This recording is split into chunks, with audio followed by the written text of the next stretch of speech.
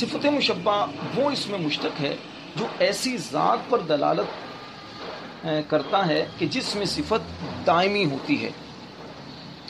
مصدری معنی میں دائمی طور پر اس کے اندر صفت کا معنی پایا جاتا ہے، جیسے کریم سخی. صفت مشبہ بنانے کا کوئی خاص قاعدہ نہیں ہے، لیکن عام طور پر یہ ماضی مضموم العین سے، جیسے کاروما ماضی مضموم العین ہے، اس سے فعیل کے وزن پر آتا ہے اور اس کی مؤنث فعیلۃ کے وزن پر آتی ہے. ماضی مفتوح العین سے، جیسے فاعلہ فاعل مذکر کے لیے اور مؤنث کے لیے فاعلۃ کے وزن پر آتا ہے، جیسے جالسہ سے جالسون اور جالسۃن.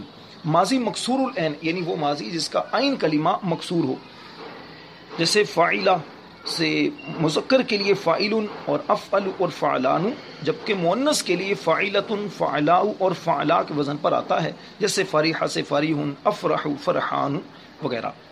اس کے علاوہ اور اس کی تفصیل اگر پڑھنی ہو تو نصاب الصرف میں یا تفصیل الصرف میں یا علم الصیغہ یا اور جو کتابیں آپ پڑھتے ہیں اس میں آپ دیکھ سکتے ہیں.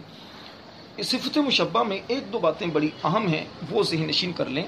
اس میں فاعل اور صفت مشبہ دونوں کے اندر چونکہ صفت والا معنی پایا جاتا ہے، لیکن اس میں تھوڑا سا فرق ہوتا ہے. اس میں فاعل میں صفت کا جو معنی وہ ہے عارضی، اور صفت مشبہ میں دائمی اور لازمی ہوتا ہے، جیسے ناصرون.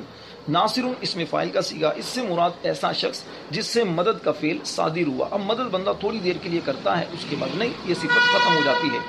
اور صفت مشبہ کا دیکھیں حسین، یعنی وہ جو ہمیشہ خوبصورت ہو، خوبصورتی اتنی جلدی جدا نہیں ہوتی. دوسری بات، اس میں فاعل یہ فعل لازم اور متعدی دونوں سے بن جاتا ہے، مشتق ہوتا ہے، جیسے ذاہب ذہابہ سے اور ناصر ناصرہ سے. جبکہ صفت مشبہ جو ہے یہ فعل لازم ہی سے مشتق ہوتی ہے، فعل متعدی سے مشتق نہیں ہوتی. اگر فعل متعدی سے مشتق ہو تو بھی لازم کے معنی میں ہی استعمال ہوگی، جیسے سمیع سے سمیعن. اچھا، اس کو مشبہ کہنے کی وجہ کیا ہے؟ مشبہ کا معنی چونکہ مشابہت دیا ہوا، یہ اس کا معنی ہے، اور کیونکہ صفت مشبہ جو ہے یہ تثنیہ، جمع، مذکر، مؤنث ہونے اور عمل میں اس میں فاعل کے مشابہ ہوتی ہے، اس وجہ سے اسے صفت مشبہ کہتے ہیں.